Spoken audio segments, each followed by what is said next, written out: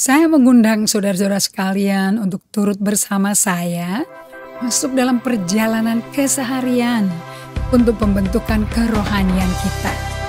Di mana kita akan praktek solitude, silence, stillness, and scripture reading. Dan satu hari per minggu kita dedicate untuk bersama Tuhan. Dengan itu kita membangun ritme hidup yang baru. Shalom semuanya teman-teman. Pembelajar Alkitab bersama-sama saya. What a beautiful month. Kita masuk ke masih di dalam 40 hari penampakan Yesus kepada murid-muridnya yang semuanya mengalami ketakutan, mengalami mental pressure, saling bertanya, saling mempertanyakan, bingung semua. Bahwa perkataan Yesus ternyata itu ya dan amin dan tidak ada yang bohong satupun. Walaupun banyak sekali berita hoax. So berita hoax sudah ada dari sejak 2000 tahun yang lalu. Bahwa Yesus itu bohong, bangkit dari mati, dicolong badannya sama murid-muridnya. Sampai bayar orang loh, pakai suap menyuap. Sudah ada sejak dahulu ya. Memang sudah mendarah daging rupanya bagi orang berdosa itu. Tapi kebenaran tidak dapat dikalahkan. We are living on the basis of the truth. Kita ini hidup dengan basis kebenaran. Bukan yang dibenerin orang, tapi kebenaran. Yesuslah jalan, kebenaran dan kehidupan. Tidak ada satu orang datang kepada Bapa Surgawi kecuali melalui Yesus. Well, happy Easter semuanya. Selamat Paskah semuanya. Kita semuanya yang percaya dilahirkan kembali, ditebus oleh darahnya yang berkuasa menyucikan semua dosa kita. Dari dosa yang merah seperti kirmisi, kita jadi putih seperti bulu domba, putih seperti salju. That's karena the power of the resurrection. Itu karena kuasa kebangkitan Yesus, right?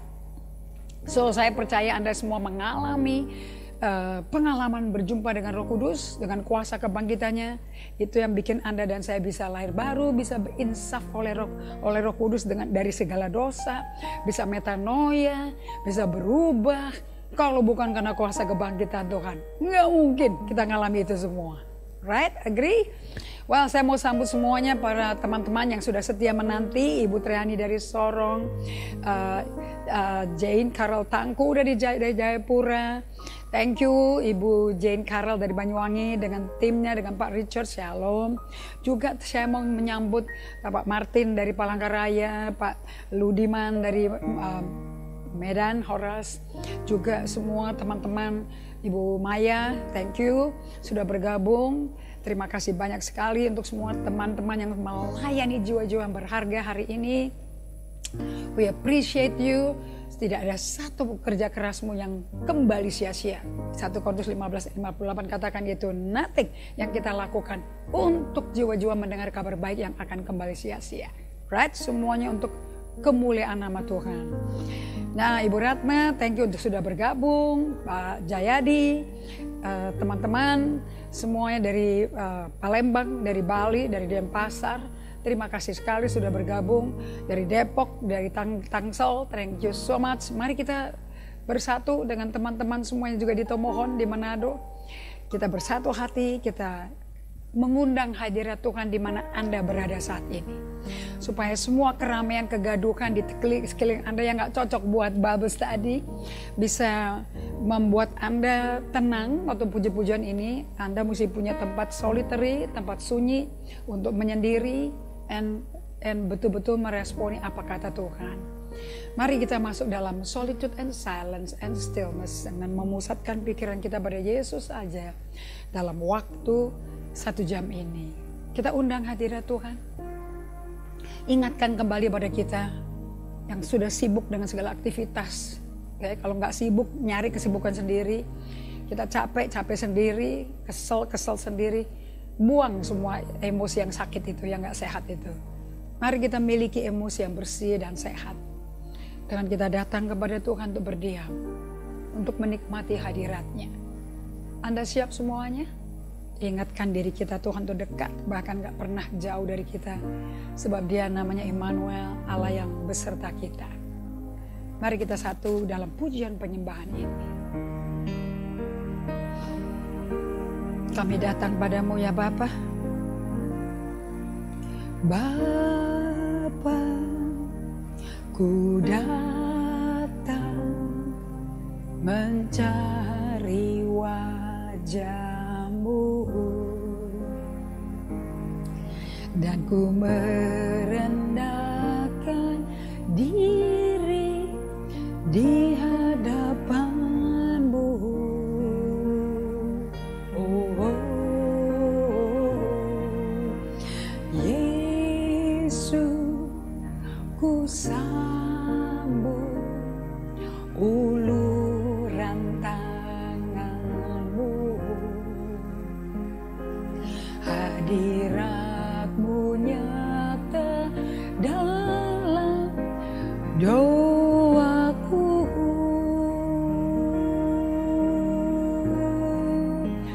Tuhan, Engkau tak jauh, bahkan dekat, dekat di hidupku. Sungguh ku rasakan betapa Kau mengasihiku. Tuhan, Engkau tak jauh, bahkan dekat, dekat di hatiku. Sungguh ku sadari betapa ku merindukan-Mu. Tuhan, Engkau tak jauh, bahkan dekat, dekat di hidupku.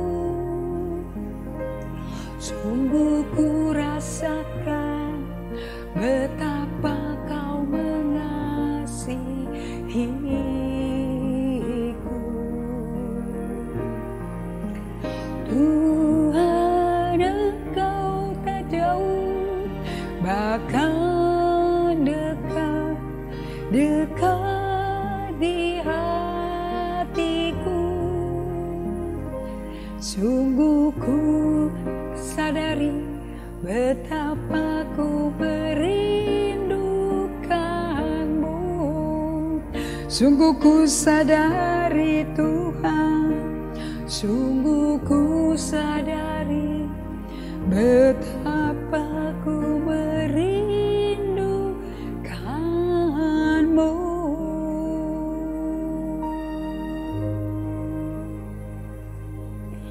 Kami sadari hati kami mencari Engkau, merindukan Engkau.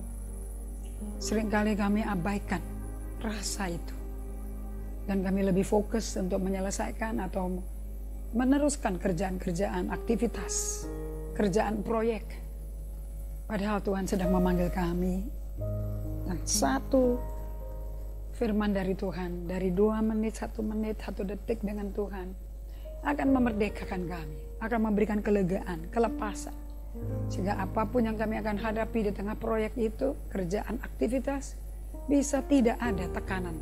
Tidak perlu ada dicekam ketakutan, tapi malah ada jalan keluar. Bapa, aku minta di dalam nama Yesus, kami mau datang hanya berdiam di kaki-Mu. Saya undang, saya ajak semua teman-teman untuk diam di kaki salib Kristus selama 1 menit.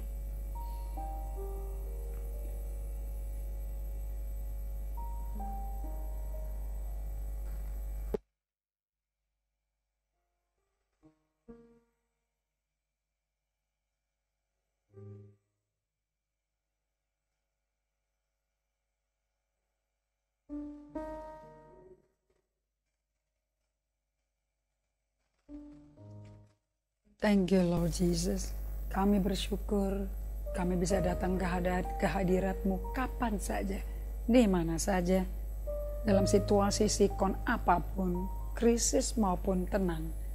Kau selalu menanti kami. Kau selalu tangan-Mu terbuka untuk memeluk kami. Kau siap untuk mengisi kami dengan kasih-Mu dan hadirat-Mu.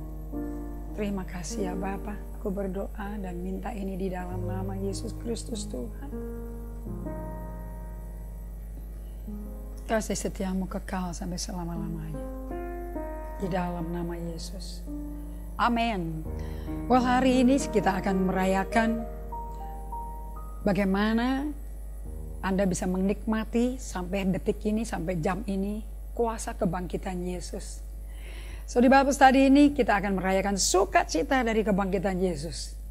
Kenapa kok sukacita? Sebab dari yang mati, dari kematian tidak terus bisa menahan Yesus dalam kebinasaan atau kematian. Bahkan sudah dinubuatkan 2000 tahun yang lalu. Tidak mungkin kau tinggalkan orang yang kudus dalam kebinasaan. Gak mungkin satu tulangnya patah. Itu semua sudah dinubuatin dalam Mesianik Mazmur 22. Dan kemudian dalam waktu di hari ketiga Yesus sudah bangkit. Meninggalkan kubur, maut tidak bisa menahan dia.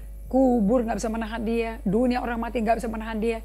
Dia bangkit, dia hidup berjalan menembus tembok, menembus pintu yang digembok dari rumah tempat persembunyian. Murid-muridnya yang ketakutan akan dianiaya oleh tentara Romawi dan dihukum cara Romawi. Mereka takut dianiaya, dihasut oleh para imam-imam, ahli Farisi, Saduki, orang-orang ahli Taurat. Takutnya gak keruan, mereka ngunci diri. Tapi Yesus yang adalah kehidupan dan kebangkitan, tidak ada batu, tidak ada kayu tebal ciptaannya dia semua yang bisa menahan dia untuk menyatakan dirinya. Karena dia tidak pakai tubuh debu lagi, dia pakai tubuh yang dipermuliakan, tubuh yang dibangkitkan. Makanya Yesus adalah Adam terakhir. Adam yang dibangkitkan, Adam yang hidup. Ada amin. So bagaimana Bapak Ibu sekalian semuanya yang terkasih? Apa kabar dengan weekend Resurrection Sunday? Kebangkitan hari Minggu itu penting. Jadi tidak ada maut, tidak ada kematian. Death was not the end of Jesus. He is alive. He is risen. Haleluya. Kematian tidak bisa menjadi akhir dari hidupnya Yesus. Yesus nggak diakhiri dengan kematian. Itu awal permulaan baru. Buat saya Paskah sambil merenungkan dan membuat firman Allah untuk dibagikan baik di gereja saya maupun di Bible study. Apa yang mengalahkan Yesus? Kapan Yesus bisa kalah? Makanya pengikut Kristus juga gak bisa kalah, gak bisa babak belur, gak bisa bunuh diri. Itu karena Anda gak menyelami sebetulnya Yesus itu ninggalin apa. That was not the end. Jesus is alive. He is risen. Haleluya. Hala Yahweh. Rayakan Yahweh Allah kita. So, kebangkitan Yesus Kristus itulah yang memberi hidup, bahkan hidup berkelimpahan. Bukankah Yohanes 10 ayat 10 berkata, Yesus berkata, ini Yesus semua yang ngomong loh. Pencuri datang untuk mencuri, membunuh, membinasakan. Tetapi aku, langsung to the point, aku datang memberi hidup dan hidup berkelimpahan. I come to give you life and life abundantly. Apa itu life abundantly? Hidup yang tidak bisa diukur volumenya, berapa tahunnya nggak bisa diukur. Kenapa? Karena itu adalah hidup kekal. Apa itu hidup kekal? Itu kehidupan yang ada di Yesus waktu bangkit dari mati. Karena maut, neraka, dunia orang mati tidak bisa menahan dia. Dia bangkit, dia tinggalin tuh kuburan. Bahkan sudah dibuka pintu batu bulat yang tebal itu. Nggak ada artinya itu. Dia tetap bisa keluar. Mau digelinding, apa nggak digelinding, tetap Yesus keluar. Karena dia adalah roh. Dia bukan manusia debu lagi. Dia manusia roh yang dibangkitkan. Nah, kenapa kok di pintu kuburannya digelindingin? Oleh para malaikat. Supaya manusia-manusia debu bisa masuk dan ngelihat untuk mata kepala sendiri. Bagaimana kubur kosong dari Yusuf Arimatea. Yang ada kain lampin yang lena putih yang bungkus jenazahnya Yesus di bagian muka sudah lepas dan dilipat rapi sekali di sebelah kanan. Jadi Yesus secara manusiawi ya matinya nggak jorok, nggak keberantakan, rapi sekali. Oke, so kehidupan, kebangkitan dengan dia bangkit dari mati dan dia hidup bisa bicara kepada Thomas. Kalau cuma ada satu kamu aja gak percaya. Masukin dong jarimu ke sampingku. Masukin jarimu ke lubang di tanganku. Nah, kamu percaya kan? Aku Mesias kan? Berbahagialah orang yang melihat, yang percaya tanpa melihat. Kenapa? Karena kehidupan kekalnya itu, kehidupan kebangkitan itu ekuivalen dengan kehidupan kekal. Itulah kehidupan berkelimpahan. Itu ada di mana-mana. Ya, buktinya tanaman bisa hidup. Kalau Anda buang benih apapun selama bumi masih ada, Kejadian 8 ayat 22. Musim menabur dan menuai akan tetap ada. Karena Allahnya ada. Kuasa kebangkitannya hadir di mana-mana. Itu yang ngatur matahari terbit, itu yang ngatur di waktu yang sama terus 6.000 tahun terbenam. Itu yang bikin bulan terbit, itu yang bikin bulan terbenam. Itu yang bikin bintang-bintang dinamai lagi satu persatu. Terbit dan kelihatan dan terbenam. Itu yang bikin bumi berputar. Itu karena kehadiran kuasa kebangkitan. Alright? Selama bumi masih ada, menabur dan menuai tetap ada. Itu karena kuasa kebangkitannya hadir. Anda orang percaya Yesus apa tidak? Nggak masalah. Allah hadir karena Dia yang punya bumi ini, Dia yang punya alam semesta. Langit, bumi dan isinya milikku. Mazmur 24 ayat 1 katakan. Mazmur 50 katakan, kalau aku lapar aku gak usah minta sama kamu untuk korban hewan segala macam. Korban ternak kan? Semua binatang dan hewan, puluhan ribu hewan di bukit milikku. Langit dan bumi dan isinya dan di bawah bumi di lautan milikku. Aku gak usah minta apa-apa. Aku hanya minta supaya milikku yang dipercayakan ke tanganmu jangan jadi milikmu pribadi. Sehingga engkau cinta uang, cinta barang, cinta possession dan lupa cinta yang pemiliknya. Justru Anda akan makmur kalau cinta pemiliknya. Jangan cinta yang dia ciptakan. Jangan cinta apa yang dia miliki. Cinta pemilik. Jangan cari kesembuhan ilahi. Cari penyembuhnya. Jangan cari keselamatan jiwa, cari penyelamatnya. So hari ini kita perkenalkan penyelamat kita yang hidup kekal selama-lamanya. Nanti di surga gak butuh matahari, gak butuh bulan, gak butuh bintang. Karena Allah Abraham, Ishak, Yakub, Allah Tritunggal di mereka lah.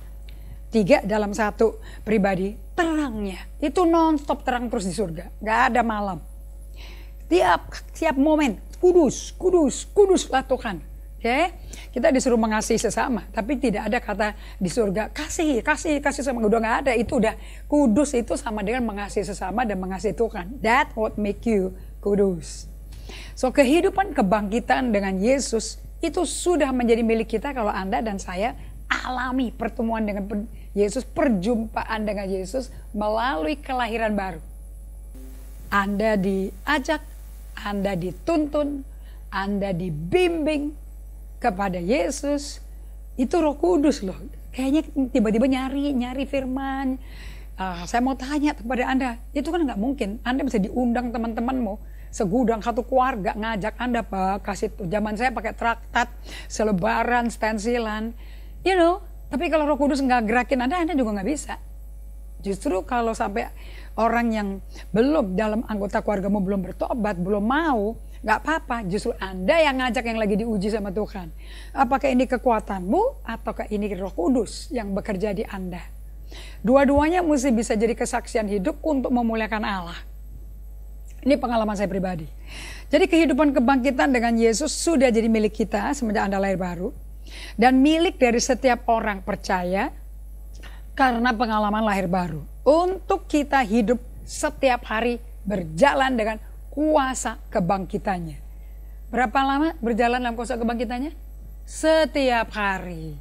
Sadar gak sadar, tapi hari ini aku mau sadarin bahwa kuasa kebangkitan Yesus Kristus itu hidupnya, hidup setelah mati.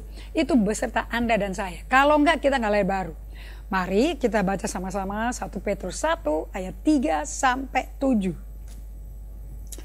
Well, ini firman kalau dibagikan darah Yesus dihormati, yang menguduskan kita, Roh Kudus akan hadir. Dan di mana ada Roh Kudus, ada kemerdekaan. Mari kita baca-baca, Anda bisa buka Alkitab Anda, catatan Anda, kita perkatakan bersama-sama apa kata Roh Kudus melalui Rasul Petrus. Terpujilah Allah dan Bapa Tuhan kita Yesus Kristus, yang karena rahmatnya yang besar, itu rahmat, itu kuasa kebangkitan tuh, telah melahirkan kita kembali oleh kebangkitan Yesus Kristus dari antara orang mati kepada suatu hidup yang penuh pengharapan untuk menerima suatu bagian yang tidak dapat binasa, karena terima hidup kelimpahan, kadang kebinasaan gak ada bagiannya. Yang tidak dapat cemar dan yang tidak dapat layu, yang tersimpan di sorga bagi Anda dan saya. Yaitu siapa sih Anda dan saya?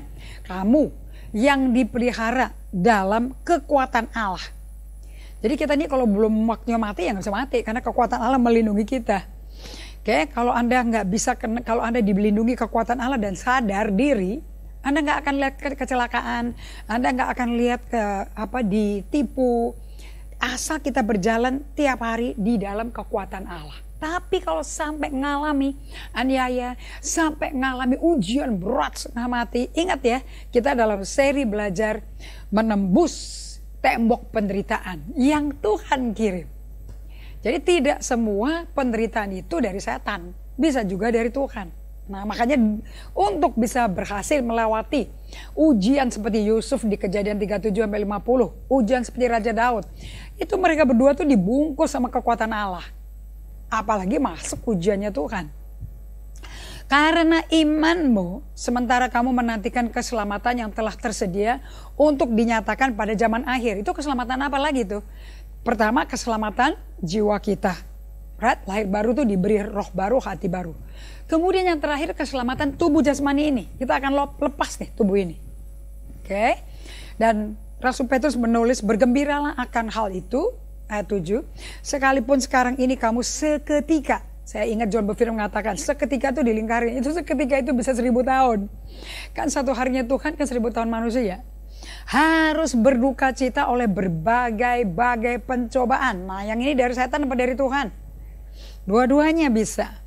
Dari kita jatuh dalam godaan kayak Adam dan Hawa di Taman Eden, atau kita ngalami pemurnian iman kita seperti Ratu Esther, Mordekai, seperti Nehemia, seperti Yusuf, seperti Daud. Yang mana? Seperti Rasul Paulus. Oke. Maksud semuanya ini adalah untuk membuktikan kemurnian imanmu. Jadi Tuhan peduli iman yang murni, yang jauh lebih tinggi nilainya daripada emas yang fana, yang diuji kemurniannya dengan api, sehingga kamu memperoleh puji-pujian dan kemuliaan dan kehormatan pada hari Yesus Kristus yang menyatakan dirinya. Hari Yesus Kristus bukan hari waktu dia di bumi. Ini hari nanti dia balik kedua kali. Atau balik yang pertama kali ke bumi. Oke? Nah, nanti Anda akan bergembira waktu dengar tiupan sangkakala 1 Tesalonika 5. Tiupan sangkakala berbunyi, malaikat berkumpul dan turun dari langit-langit Yesus. Nah, waktu itu hari yang bersuka cita atau berduka? Hari yang Anda ketakutan atau Anda dari hari ini aja Anda udah mengharapkan itu. Kalau Anda sudah mengharapkan kedatangan Yesus, berarti Anda sudah emosinya disehatkan, rohaninya sudah mulai dewasa. Anda tenang hidupnya, sudah sejalan selaras dengan Tuhan di bumi. Jangan pusing yang nanti, justru yang dipusingkan tuh how are you today? Who are you today? What is your identity? Itu mesti benar dulu. Nah nanti pada hari kedatangan Yesus kedua kali, Anda senang deh. Itu hari the best of the best. Bergembiralah akan hal itu, sekalipun sekarang ini kamu seketika 1000 tahunan harus berduka cita oleh berbagai-bagai pencobaan. Maksud semuanya ini ialah membuktikan kemurnian imanmu, yang jauh lebih tinggi nilainya daripada emas yang fana, emas mahal tapi fana, yang diuji kemurniannya dengan api, 7000 Fahrenheit. Sehingga kamu memperoleh puji-pujian dan kemuliaan dan kehormatan pada hari Yesus Kristus menyatakan dirinya. Tidak saja kita memuliakan Allah dengan mulut dan nyanyi, tapi kita ini hidupnya memuliakan Allah sampai kita pun dimuliakan Allah. Jadi yang dimuliakan bukan Allah aja, Anda dan saya pun dipermuliakan. Karena ayat 7 tadi, seketika mesti berduka karena penderitaan, pencobaan. Tapi kan semuanya itu ada tujuannya. Membuktikan kemurnian imanmu. Jadi kalau Anda mau tanya kunci rahasia untuk masuk surga itu apa? Cuman kemurnian imanmu. Tidak ada, karena tanpa iman Anda nggak bisa menyenangkan Tuhan. Tanpa iman Anda nggak bisa masuk ke surga. Orang mesti percaya, dan percayanya bukan di kognitif, bukannya di mental, Tapi percaya dari hari ke hari tambah real, tambah real, tambah real kehadiran Yesus. Baik, so kuasa kebangkitan ada di bumi ya, ada di kita. Nah kira-kira kalau Anda solitude sama silence, saya latih tuh, Anda ngalami transformasi itu apa tuh penyebabnya? Kita akan ke sana ya. So saya mau ajukan pertanyaan kepada Anda semua. Apa artinya untuk bagaimana kita hidup dengan kebangkitan Yesus hari ini? Apa tuh maksudnya? Hidup dengan kuasa kebangkitan Yesus di abad 21 ini. Apa sih artinya? Satu lagi ya pertanyaannya. Bagaimana kita berinteraksi dengan kuasa kebangkitan Yesus dalam aktivitas kita sehari-hari? Mau di kantor, mau di rumah, mau di jalan.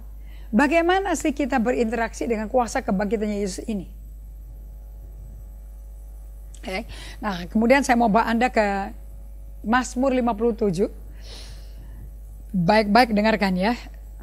Kalau bahasa Inggrisnya berkata awake oh my soul, awake, melek gitu loh, bangun dong, melek gitu loh. Bangun tuh bisa badannya berdiri, bisa matanya melek. Bangun, bangunlah. Itu terjadinya kita bisa melek lagi rohaninya, dari melempem, dari penuh kepahitan jadi murtad, itu bisa awake. Kalau berjumpa dengan kuasa kebangkitan Yesus, pasti bangun, pasti melek dan lompat. Nah, penyesuaian hidup dari biasa mengandalkan kekuatan dan hikmat manusia. Kemudian sekarang transisi ke menghargai kasih karunia Tuhan yang selalu menyertai kita. Nah, ini perlu kita kasih nama ya, supaya Anda tahu bahwa penyesuaian hidup dari biasa-biasa bisa menjadi luar biasa, kemudian menjadi alat transisi dan hikmat manusia. Nah, oke. Ini transisinya nih seperti ini terjadinya bagaimana? Prosesnya, perjalanannya gimana? Oke, saya mau bagikan kepada Anda semuanya bahwa dengan Yesus bangkit itu istilahnya dampaknya apa? Kalau ada dampak, ada penyesuaian, adjustment. Karena kuasa kebangkitan Yesus masuk ke hati kita. Dan dia bangkit dari mati oleh kuasa Roh Kudus. Jadi kira-kira pada waktu Anda mendengar firman sampai hidup dan Anda hancur remuk, Anda datang ke Tuhan dan mendapat pewahyuan, Anda melihat tepuk tangan sorak-sorai dari Bapak Surgawi. Nah itu Anda mesti alami penyesuaian, bukan kayak ya kayak dapat lotre gitu loh.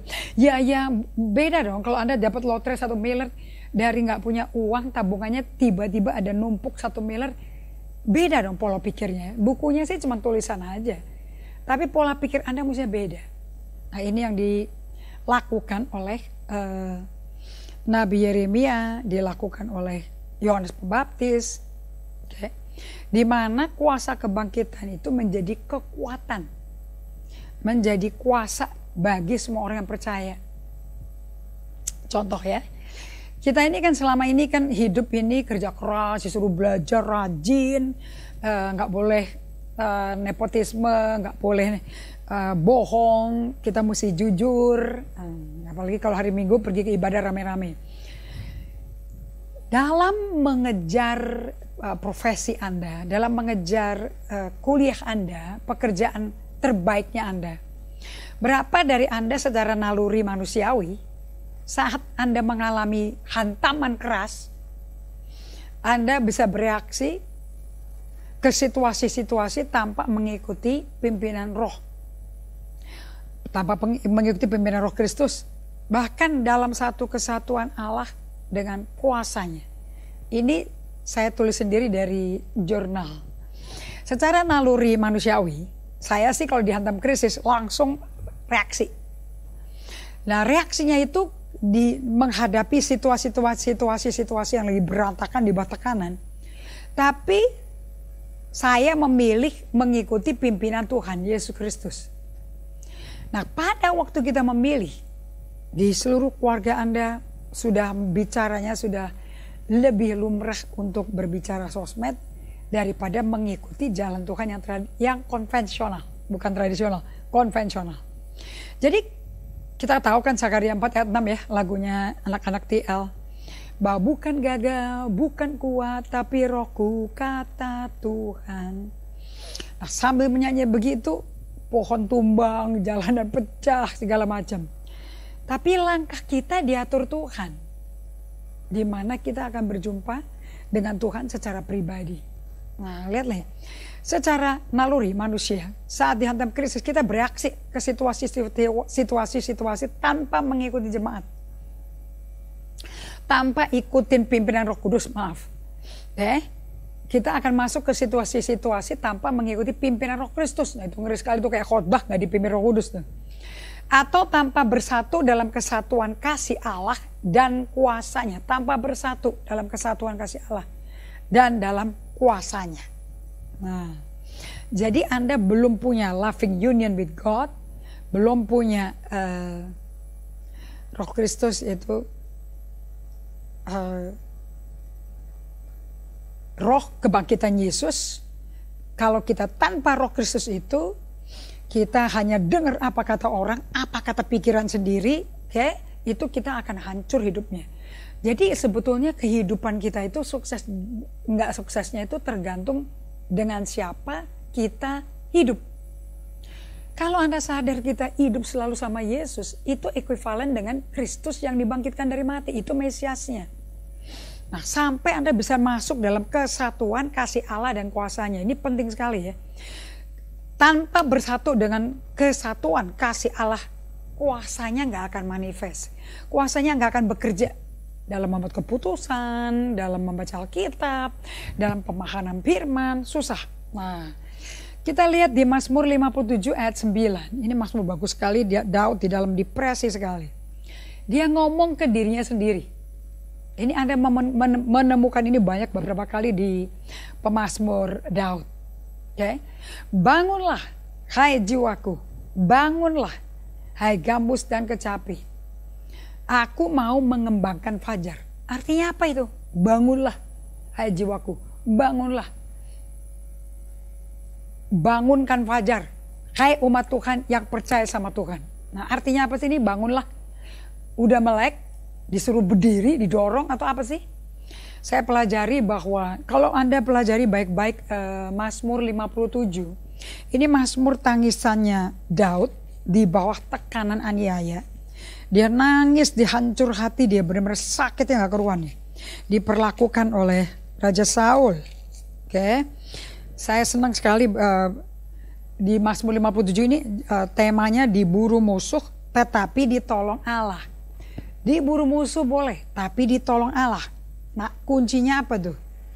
Ini waktu Daud lari daripada Saul ke dalam gua. Kasihani aku ya Allah, kasihani aku, sebab kepadamu lah jiwaku berlindung. Dalam naungan sayapmu aku akan berlindung. Lihat nih, kepada Allah yang menyelesaikannya berseru. Kiranya, nah ini nih Anda mesti catat ini. Kepada Allah yang menyelesaikannya bagiku. Jadi Anda mesti lingkari kata menyelesaikannya. Karena ini bicara mengenai apa ya, periode ya, waktu. Terus naik lagi ke ayat 2-nya. Kasihani aku ya Allah, kasihani aku, sebab kepadamu lah jiwaku berlindung. Dalam naungan sayapnya aku akan berlindung. Sampai berlalu penghancurannya. Sampai berlalu penghancuran. Jadi di Alkitab ini di tengah-tengah kesakitan yang kita mesti perhatikan adalah the waiting moment, the waiting season. Momen menantinya sampai Tuhan menyelesaikannya, sampai berlaku penghancurannya dan sampai Tuhan menyelesaikannya. Jadi ada Tuhan menyelesaikan sampai di ayat yang ke 14, ayat 2 sampai berlalu penghancuran itu. Jadi penghancuran dari suku Moab, Amon, dari Saul segala macam sampai itu berhenti, maka Tuhan tidak akan mengunjungi Anda. Kenapa? Karena mau menguji kemurnian imannya itu kan butuh pemanasan berkali-kali. Nah, pemazmur ini lagi mendesak dirinya. Izinkanlah pikiran Anda dan saya dan hati Anda dan saya untuk dibangunkan pada kesempatan yang terbuka. Dari kedua tangan Yesus yang terbuka dan dari lubang paku dari tanahnya. Kita sedang dibangkitkan.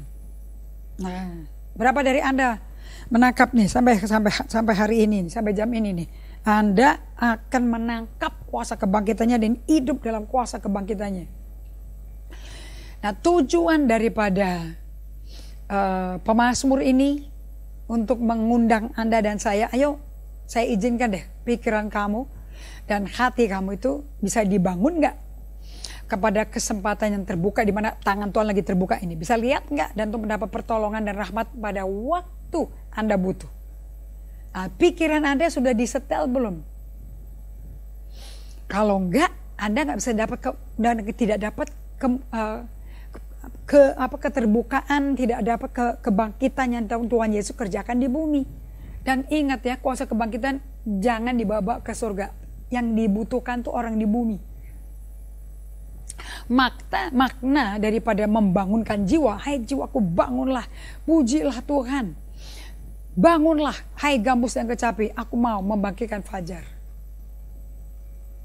Jadi makna membangunkan jiwa kita, seperti Daud, itu supaya kita dapat berpartisipasi secara intensional dalam kehidupan yang Yesus yang hidup saat ini, yang ada di tempat yang tersendiri. Nah, ini Anda butuh yang namanya kuasa kebangkitan Tuhan. Nah, kita lihat di sini. Makna membangunkan jiwa kita, awake. Itu kita dapat berpartisipasi secara intensional dalam kehidupan yang Yesus hidupi. Wow. Jadi di dalam kehidupannya Anda setelah lahir baru, Anda bisa hidup bermitra sama Tuhan karena secara intensional dalam kehidupan Yesus, yang dia hidupi saat ini di kita, itu yang ada di seluruhnya hidup kita. Jadi intinya begini loh, dengan Anda menerima kuasa kebangkitan melalui kelahiran baru, Anda bisa menerima secara intensional, Anda bisa menerima berjalan bersama bapak-bapak iman kita, bersama Daud, berjalan bersama dengan Daud, itu kuasa kebangkitan itu. Kalau Anda nggak intensional dalam kehidupan Yesus sendiri, maka hidup Anda akan goyah, hidup Anda akan banyak pertentangan, karena imannya tidak melekat pada siapa Yesus.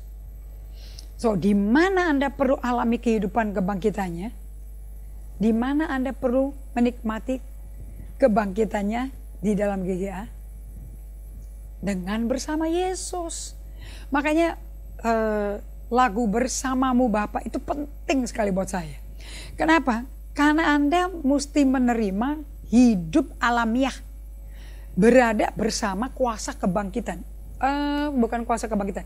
Hidup bersama dengan kehidupan dari kuasa kebangkitan. Jadi kuasa kebangkitan itu ada hadirat Tuhan, ada kuasa kebangkitan. Nah, di situ perlu Anda alami di kehidupan Anda efek daripada berjalan dan tak berjalan dengan kuasa kebangkitannya. Karena Anda semua kan sudah melewati di GGA ini, di Gereja Generasi Apostolik maupun di MMM yang menjadi fondasi daripada acara Bible Study ini. Kita semua sudah mengerti bahwa keselamatan kita itu karena penebusan, karena dari Yesus menghapus dosa kita. Bukan? Nah, karena kita untuk harus berjalan dengan Tuhan, alias Yohanes 15 itu ayat 1-8. Anda berdiam, Anda secara manusiawi, Anda bawa kuasa kebangkitan itu, dan Anda bisa bertanggung jawab penuh bagaimana berjalan dengan Tuhan itu bisa menolong Anda mengalami pembentukan manusia batin Anda yang di dalam pada waktu Yesus masuk dalam tubuh dipermuliakan, tubuh dibangkitkan di dalam hati Anda. So, di mana Anda perlu alami kehidupan kebangkitannya Yesus bersama Yesus? Itu kapan ya? Saya coba ringkas dengan beberapa poin ya. Nomor 1, terimalah kuasa kebangkitannya Yesus melalui doa. Gak ada jalan lain. Jadi pada waktu saya bertobat dan mulai aktif, agresif, intensional sih sebetulnya kata-kata yang tepat. Untuk datang ke Tuhan, terima undangannya Dia, terima undangan. Dari semua aktivitas yang paling sulit itu berdoa. Nah, coba saya ganti ya. Berdoa itu ekuivalen dengan datang ke hadirat Tuhan, duduk di kakinya, menanti Dia sampai Dia selesai. Jadi gambaran Anda mestinya Maria ya, duduk di kaki Yesus, di mana Marta jempalitan, minjem taplak meja, minjem perabotan makanan buat 13 pria yang masuk ke rumah mereka di Betania. Tapi si Maria duduk diam tuh. Karena tidak ada dan tidak mungkin selain mendengar perkataan, tapi mendengar perkataan perlu, karena perkataan firman Yesus itu adalah roh dan hidup. Tidak mungkin kita berjalan dalam kuasa kebangkitan Tuhan kalau kita nggak datang dan menerima undangan Yesus. Saya akan terus memakai kata undangan. Doa itu undangan Yesus. Kalau Anda ada kerinduan kepingin berdoa, itu karena ada undangan Yesus. Undangan ngapain? Mari datang padaku kalau letih lesu beban berat, aku beri kelegaan. Tentu kalau semua orang berdoa, Anda nggak tambah capek dong. Justru tambah dapat kelegaan, kan ketemu Raja segala raja, Tuhan yang bangkit dari mati. Itu kuasa kebangkitannya kan ada di badan Dia. Kemana Dia pergi, kalau Anda bisa bernyanyi di hadiratmu aku bebas, di hadiratmu aku puas. Kenapa kok bisa ada bebas? Kenapa bisa ada puas? Bersamamu Bapa ku lewati semua. Itu kan lembah kekelaman yang penuh dengan bayangan kematian itu. Nggak ada yang mati di situ. Tapi rasanya kepingin mau mati gitu loh. Kayak mau dimatiin gitu loh. Timbul perasaan gelap gulita. Jiwa kita rasanya gelap sekali karena nggak kelihatan terang sama sekali. Anda tahu nggak, justru di tempat itu paling nyata, paling hadir kuasa kebangkitan Tuhan. Kalau tidak Anda mengalami itu tembok ya, tembok penderitaan yang Tuhan kirim kepada Anda. Supaya imanmu bukan iman lahir baru lagi, tapi iman dewasa rohani menuju keserupaan Kristus. Dan yang bentuk keserupaan Kristus hanya Yesus yang bisa. Nah itu butuh kuasa kebangkitan Tuhan. Jadi doa itu undangan Tuhan ya. Dan Anda berkata, yes Lord, aku mau datang padamu. Dan diam aja kalau datang. Jangan penuh dengan daftar shopping list. Diam. Supaya Tuhan bisa kerja dan memberikan apa yang kau minta. Kan sebelum kau ngomong, aku udah dengar, aku udah tahu. Sebelum kau minta, aku udah beri. Ingat gak Yesaya 65? Nah itu banyak orang ketawa katanya, kalau gitu buat apa doa dong. Perlu untuk apa yang Anda minta dimasukkan ke kehidupan Anda. Bagaimana Tuhan mau kasih ke Anda kalau Anda jalan-jalan terus? Kan Dia bukan tukang sulap, bukan ahli hipnotis, tangtong muncul, bukan. Semua yang Anda minta hanya dapat diperoleh kalau Anda berada bersama Dia, dekat jaraknya. Bahkan dalam persekutuan, communion in the union. Atau union in the communion, 2 Korintus 13 ayat 13 tuh. Doa yang selalu doanya Paulus dan penutup suratnya Paulus yang dipakai di doa penutup ibadah hari Minggu itu. Kayak biarlah kasih Allah, biarlah kasih karunia. Nanti itu apa itu kasih karunia? It's the power of the Holy Spirit, kuasa kebangkitan. Dan persekutuan intim dengan Roh Kudus menjadi milikmu. Tidak mungkin hidup dengan 3 serangkaian persekutuan intim dengan Allah Bapa, menikmati kasih-Nya. Buat apa mengalami kasih gak dekat rasanya? Anda hanya bisa mengalami kasih kalau dekat. Dan kasih karunia-Nya dan persekutuan intim dengan Roh Kudus. Buat apa? Tanpa kuasa kebangkitan gak mungkin bisa. Buat apa didoakan itu? Right? Jadi dari semua doa yang paling penting, mestinya 3 ini yang kita alami hari ke hari. So mari kita bercermin sebentar ya. Terima kuasa kebangkitannya Yesus itu hanya melalui doa, no other way. Yuk kita refleksi ya. Dalam situasi apa ya Anda tuh bergumul untuk melihat kebangkitannya Kristus bekerja? Yang kedua, refleksi kedua. Halangan apa dalam hidupmu yang perlu disingkirkan supaya Anda dapat lebih mudah mengapresiasi Kristus Yesus yang bersama Anda? Halangan apa dalam hidupmu yang perlu disingkirkan tuh supaya Anda bisa dapat lebih mengapresiasi, menghargai, Kristus Yesus keberadaannya selalu bersama kita. Kan Immanuel, namanya Immanuel, Immanuel Principle. Kapan itu? Apa halangan yang keburu-buru, tergesa-gesa? Dalam situasi apa Anda bergumul untuk melihat kebangkitan Tuhan? Dalam situasi kepepet, dalam situasi di tembok penderitaan. Karena itu kan berpuluh-puluh tahun perjalanannya. Kalau Anda diizinkan Tuhan masuk tembok. Nah, lihat di Ulangan 31 ayat 6. Saya selalu selama ini pakainya Ibrani 13 ayat 5. Sekarang saya mau pakai Ulangan 31. Dari zaman baheula, dari zaman dulu setelah keluar dari Mesir. Ini Tuhan udah jaminin bagi kita semuanya. Kuatkan, teguhkan hatimu. Jadi kalau Anda berkata situasi apa Anda bergumul untuk melihat kuasa kebangkitan Yesus. Waktu Anda kepepet dong. Waktu Anda mengalami ujian iman yang luar biasa, bukan? Nah, di situ janjinya Allah apa? Kuatkan. Ini kepada orang Israel, nenek moyang kita yang mau masuk menuju tentang perjanjian, tapi mau masuk kemana? Laut Merah. Dari Laut Merah ke padang gurun 40 tahun mati dikubur rame-rame karena nggak mau dengar, nggak mau dekat sama Tuhan, nggak mau terima undangan. Dan ini kepada Yosua juga nantinya. Kan dari Ulangan kan ke Yosua. Kuatkan dan teguhkanlah hatimu, jangan takut dan jangan gemetar karena mereka, sebab Tuhan Allahmu, tuh udah spesifik loh, Tuhan Allahku, Tuhan Allahmu, Dialah yang berjalan menyertai engkau. Ia tidak akan membiarkan engkau dan tidak akan meninggalkan engkau. Apanya itu? Kalau Anda tahu Anda rasanya ditemani Tuhan itu kayak apa? Itu kuasa kebangkitannya. Oke, nah sekarang kalau Anda betul-betul mau mengalami kuasa kebangkitan, saya kasih kuncinya nih. Matius 16 ayat 24-25. Lalu Yesus berkata kepada murid-muridnya, setiap orang yang mau ikut aku, mau beserta Tuhan ya harus menyangkal diri. Jadi kalau konteksnya kalau mau mengalami kuasa kebangkitan Tuhan dan kehidupan kebangkitannya Yesus itu ada pada kita. Setiap orang yang mau mengikuti aku harus nyangkal dirinya. 2, pikul salibnya. Baru bisa ikut aku, baru bisa bersamamu Bapa. Jadi yang terakhir yang dinyanyikan nggak bisa tercapai tanpa yang 2 pertama harus ditaati dulu. Nah, karena barang siapa mau menyelamatkan nyawanya, ini konteksnya sangkal diri pikul salib itu selamatin nyawa loh. Nyawa tuh jiwamu, egomu. Ia akan pasti kehilangan nyawanya. Tapi barang siapa kehilangan nyawanya karena aku, ia akan memperolehnya. Ini yang apa yang diperoleh?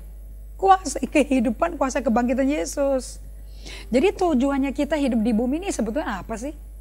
Berjuang untuk tetap berada bersama Tuhan melalui praktek minimum 2 kali sehari. Kalau bisa 3 kali sehari tengah aktivitas itu. Anda solitude, Anda silence, Anda stillness, Anda centering to Jesus pikirannya 3 kali sehari. Per hari Anda lakukan itu, you are embraced, Anda akan dipeluk oleh kehidupan, kuasa kebangkitan Tuhan. Anda akan dipeluk dan diisi oleh kuasa kebangkitan Tuhan. Kehidupannya loh. Apa sih arti menyangkal dirinya dan pikul salibnya? Apa tuh maksudnya tuh? Barang siapa mau ikut Yesus dan berada bersama Yesus dan terima undangan Yesus harus sangkal dirinya, pikul salibnya. Gampang sih kalau secara letterlek, ya stop pakai agenda pribadi, ikut agendanya Tuhan menjadi agenda kita kan? Maknanya sebetulnya seperti ini. Anda memilih sikap menyangkal dirimu dan ketergantungan pada Allah dalam kehidupan sehari-harinya Anda. Maknanya adalah memilih sikap sangkali diri. Aku nggak mau nyenengin diri, aku mau ikut menyenengin Tuhan. Dan memiliki sikap ketergantungan pada Allah dalam kehidupan sehari-hari Anda. Kalau Anda selalu tergantung pada Allah, Anda akan hidupin Amsal 3 ayat 5-7.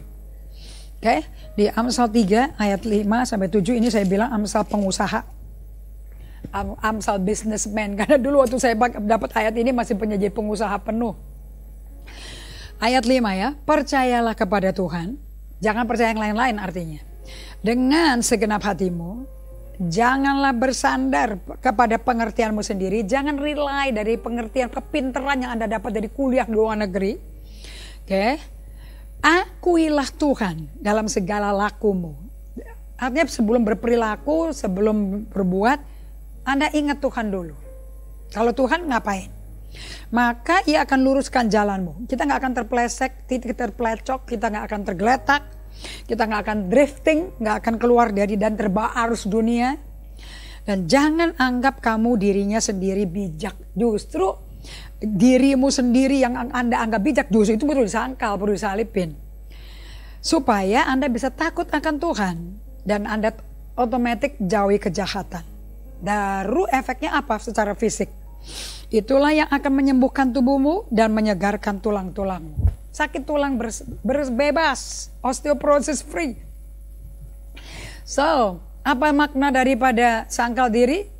Ya Anda milih, Anda nggak ngikutin perilakumu sendiri, nggak mengikuti maunya Anda, maunya gue. Dan Anda pilih untuk ketergantungan pada Allah dalam totalitas hidupmu. Apa maksudnya pikul salib itu? Total surrender. 100% berserah total. Apa artinya berserah total? Total. Artinya berserah total adalah, saya pakai bahasa Inggris ya, laying down situation you are trying to control. Taruh, geletakin, lepasin semua pikiran Anda yang mau ngatur, mau beresin, bikin solusi untuk mengendalikan situasi kondisi yang berantakan, yang menekan Anda, dan Anda mencoba untuk beresin sendiri, bisa sendiri. Roh kontrol. Kalau saya bilang, Anda kalau nggak berserah total pada Tuhan, ya Anda punya roh kontrol, roh mengendalikan semuanya, bahkan orang pun dikontrol, barang dikontrol, uang dikontrol, benda dikontrol, hidup Anda mau dikontrol sendiri, orang juga dikontrol supaya semua di bawah kontrol Anda. Nah, itu orang-orang yang sukanya status quo dan stabilitas. Oke? Orang kayak gini pembawanya pasti pemarah lah dan parno. Penuh khawatir, penuh cemas. Because the person wants to be in control.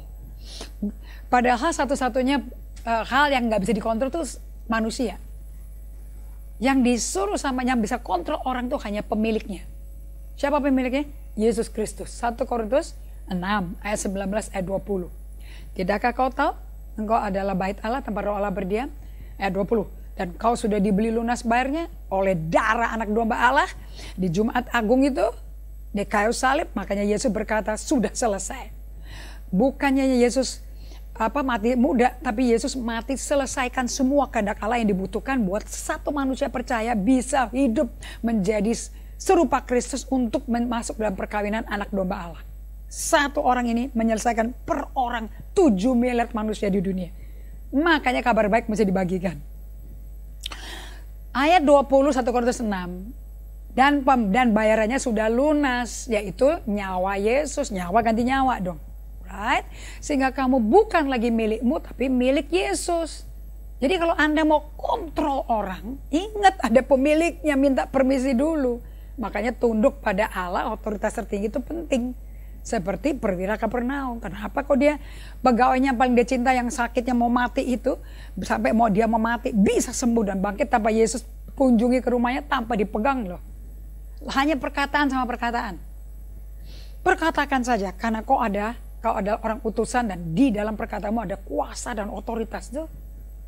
Sebab aku juga orang bawahan, di atasku ada atasan, aku juga orang atasan, di bawahku ada bawahan.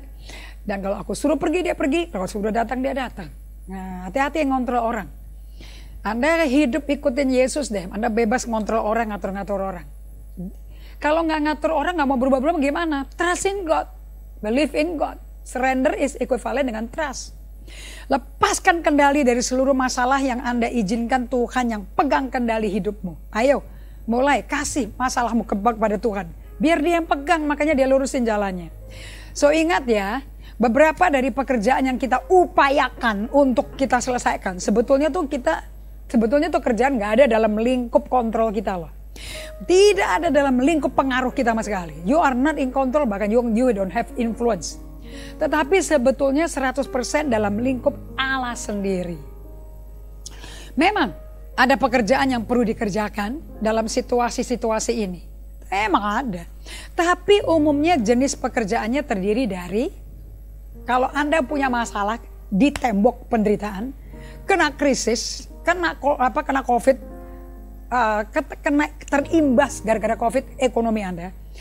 Dua hal yang Anda perlu kerjakan sebagai orang percaya. Satu, doa. Yang kedua, surrender to God and not to activity.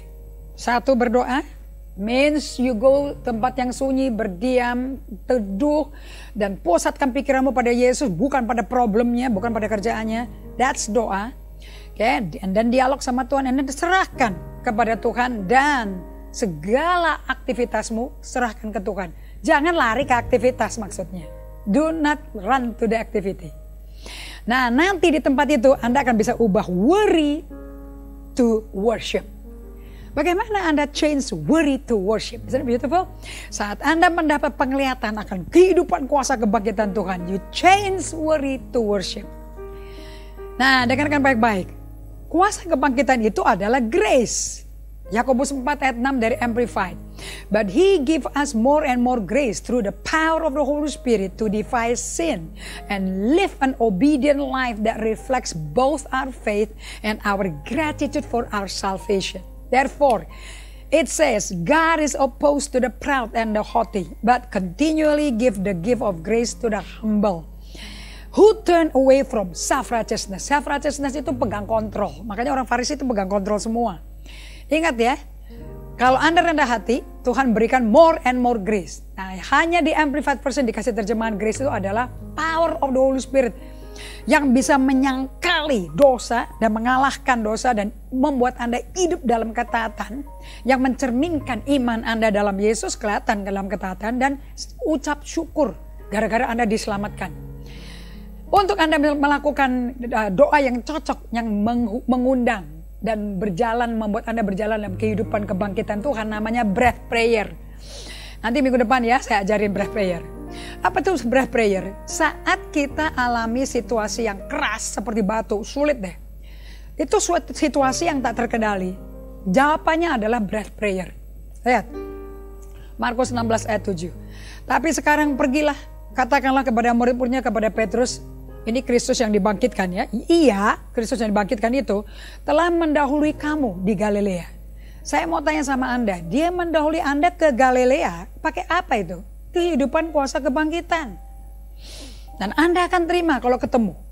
Jadi doa sederhana ini, the breath prayer, dapat mentransformasi visi Anda tentang Allah beserta Anda di tengah kesulitanmu, dan doa breath prayer akan membawa kehidupan dan damai dari Yesus Kristus. Saya mau tutup dengan ini. Breath prayer sepanjang hari adalah cara praktis untuk melatih diri Anda sendiri untuk sangkal diri dan hidup dalam kebangkitannya. Amin. Tuhan berkati, kita akan lanjutkan di minggu depan untuk praktis breath prayer. Mari kita berdoa.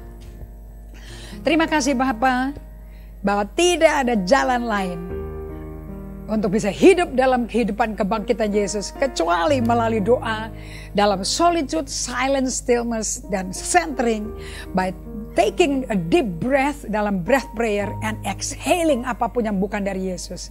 Tapi menghirup hadirat Tuhan, menghirup rohnya, karena Yesus selalu menghembuskan roh kudusnya kepada orang yang percaya. Terima kasih bahwa umat-Mu akan praktek breath prayer. Tidak ada satu dari kita yang tidak akan berjalan dengan kuasa kebangkitannya. Di dalam nama Yesus Kristus, amin. Jangan lupa Anda kontak Life Book Store kami. Miliki buku dari breath prayer, ada di sini juga, day by day. Dan buku EHS. Dan ambil buku EHS yang leader, di situ juga dipraktekin. As a leader, you need this. Mari kita memuji Tuhan, mengingatkan kita lagi di tengah sikon ini, Tuhan itu dekat, tidak jauh sama kita. Tuhan, Engkau tak jauh, bahkan dekat, dekat di hidupku. Sungguh ku rasakan betapa kau mengasihiku. Tuhan, Engkau tak jauh, bahkan dekat di hatiku. Sungguh ku sadari betapa ku merindukanmu. Sungguh ku sadari Tuhan, sungguh ku sadari betapa ku merindukanmu. Ingat, sedekat napasmu, itulah hadirat kuasa kebangkitan Tuhan. Tuhan berkati, sampai kita jumpa hari Sabtu jam 11 sampai jam 12. God bless you all.